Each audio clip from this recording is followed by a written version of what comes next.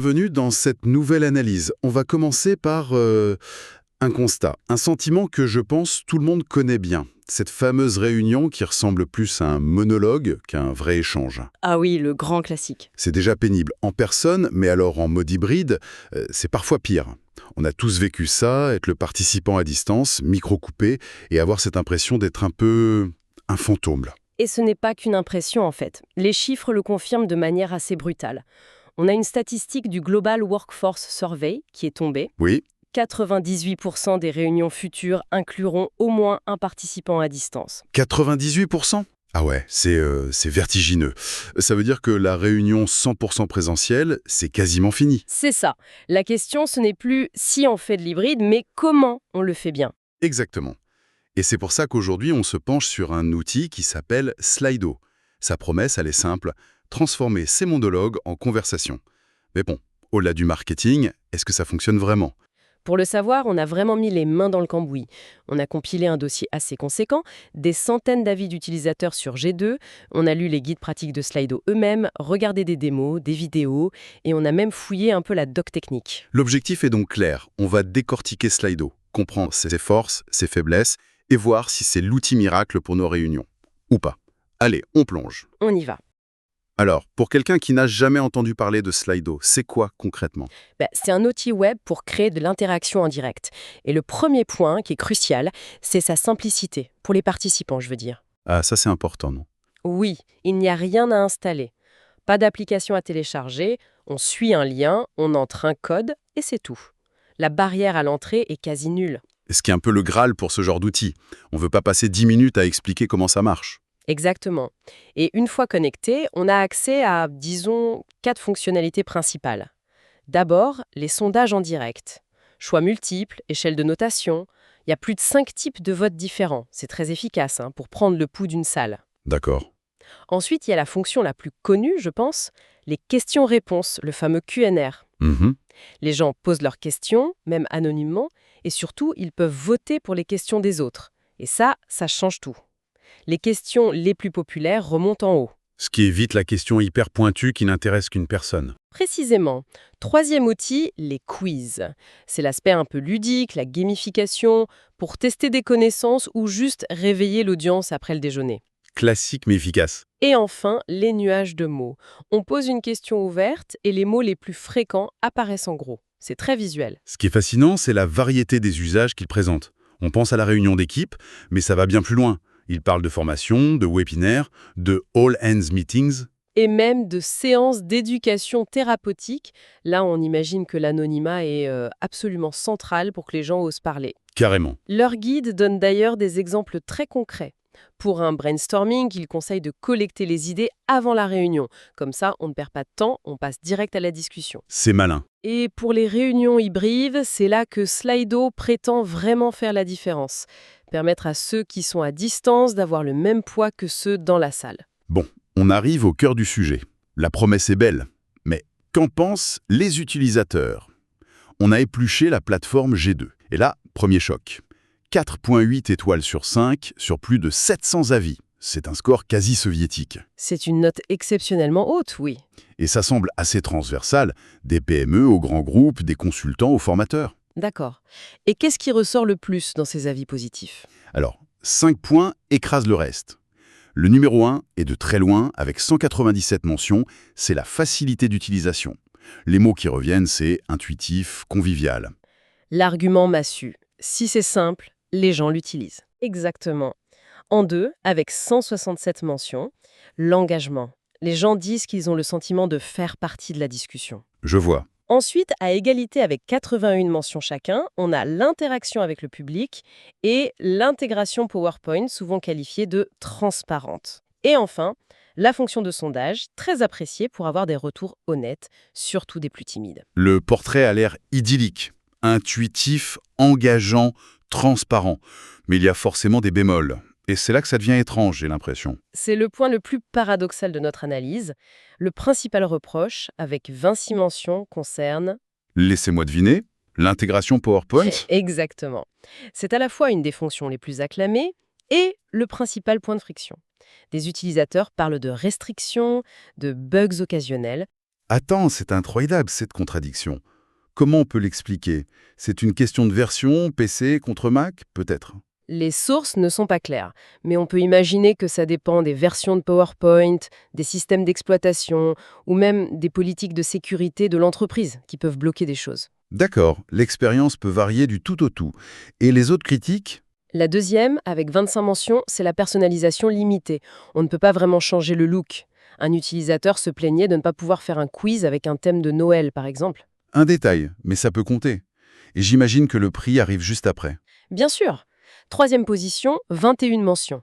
Le coût des versions payantes est un frein, surtout pour débloquer des fonctions essentielles comme la modération des questions. Ah, la modération, indispensable pour un grand événement. Et juste derrière, deuxième grande contradiction, la mauvaise utilisabilité. Alors que 197 personnes adorent, 17 trouvent l'interface peu claire. Et enfin, 16 avis regrettent le manque de variété dans les types de questions. Donc on a un outil qui est perçu comme génial et frustrant, parfois sur les mêmes aspects. Fascinant. Mais alors, comment cet outil un peu schizophrène s'intègre dans notre quotidien? L'intégration, c'est le nerf de la guerre. Et Slido fonctionne avec les poids lourds. PowerPoint, Google Slides, Zoom, WebEx et bien sûr Microsoft Teams. L'intégration à Teams, elle est comment? Elle est plutôt poussée. On peut ajouter Slido avant ou pendant la réunion. Tout se passe dans une barre latérale sans quitter Teams. C'est très fluide. Mais, mais je le sens. Oui, il y a deux limitations importantes. La première, ça ne marche pas avec PowerPoint Live dans Teams. Il faut utiliser le partage d'écran classique de la fenêtre PowerPoint. D'accord. Et la deuxième, ça ne supporte pas les Instant Channel Meetings, les réunions qu'on lance à la volée dans un canal. Ah, ça, c'est le genre de détail qui peut tout faire capoter. Tu prépares tout, et au moment de lancer, rien ne se passe. C'est exactement ça, il faut le savoir. Mais le vrai test pour Slido, c'est la réunion hybride. Ils ont un article de blog avec 22 meilleures pratiques. L'idée centrale, c'est d'adopter une approche remote first. C'est-à-dire penser d'abord à ceux qui ne sont pas dans la pièce, ce qui est un peu contre-intuitif. Totalement. Et c'est pour ça que c'est important. Ils donnent des tactiques concrètes. Par exemple, utiliser la com asynchrone, collecter les questions avant la réunion. Pour donner le temps à tout le monde de réfléchir. Voilà. Et pendant la réunion, niveler le terrain de jeu avec les sondages, les Q&R anonymes, pour que les juniors ou les plus silencieux osent s'exprimer.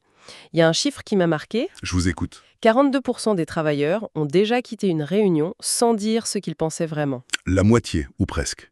C'est énorme. C'est autant d'idées ou d'alertes qui sont perdues. Exactement. Et enfin, ils redéfinissent le rôle du facilitateur. Il doit être l'avocat des participants à distance. Et la règle d'or qui suggère, toujours leur donner la parole en premier. D'accord. C'est une super philosophie. Mais imaginons le pire. On a tout préparé et l'outil ne marche pas. Techniquement, qu'est-ce qui peut coincer? On pourrait penser qu'il suffit d'une connexion Internet. Mais c'est plus complexe. Slido utilise des technologies comme les cookies, le stockage local et surtout les WebSockets.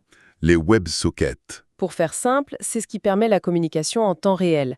C'est grâce à ça que quand on vote, les résultats s'affichent instantanément pour tout le monde. Donc si le service informatique de mon entreprise est un peu zélé et bloque ce genre de choses, Slido peut ne pas marcher du tout? C'est un scénario très courant, oui, sur les réseaux d'entreprises très sécurisés.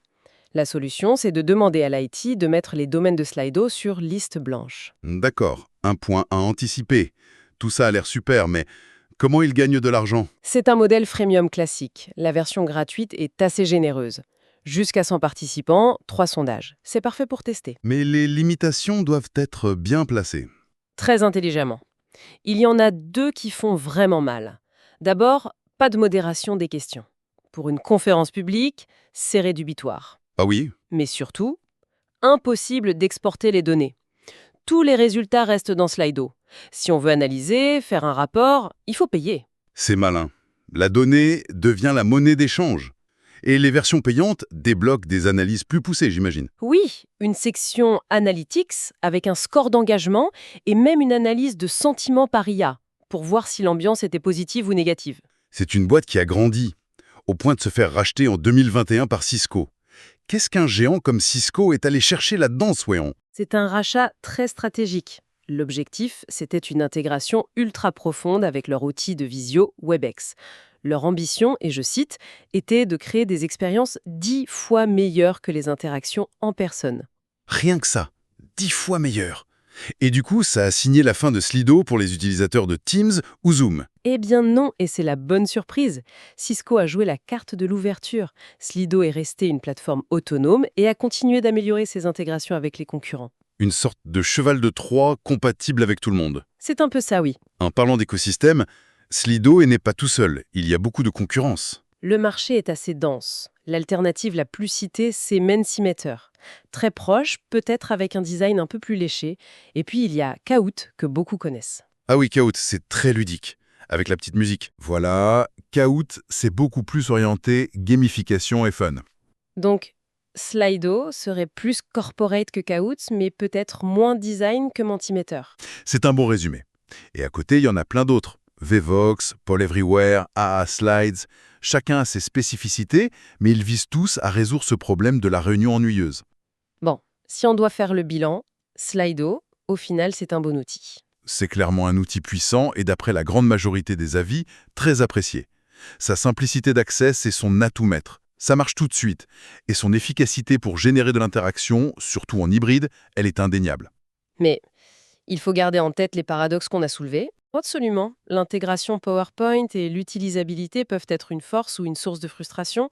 Le coût des versions complètes est un vrai facteur. Et les limites de personnalisation aussi. Ce sont des points à bien considérer. C'est très clair. Et pour conclure, comme toujours, on aime bien laisser une pensée à méditer. Une question qui va un peu plus loin que l'outil. Des outils comme Slido nous font une promesse formidable. Donner une voix à tout le monde, rendre les échanges plus démocratiques. Mais la question qu'on peut se poser est la suivante. Est-ce qu'ils résolvent vraiment les problèmes de fond d'une culture d'entreprise, la dynamique de pouvoir, la peur de s'exprimer? Ou est-ce qu'ils ne sont qu'un exutoire technologique temporaire? En d'autres termes, est-ce que la technologie peut vraiment créer une sécurité psychologique ou n'est-elle qu'un pansement sur une dynamique d'équipe bien plus complexe qui revient au galop dès qu'on ferme l'application?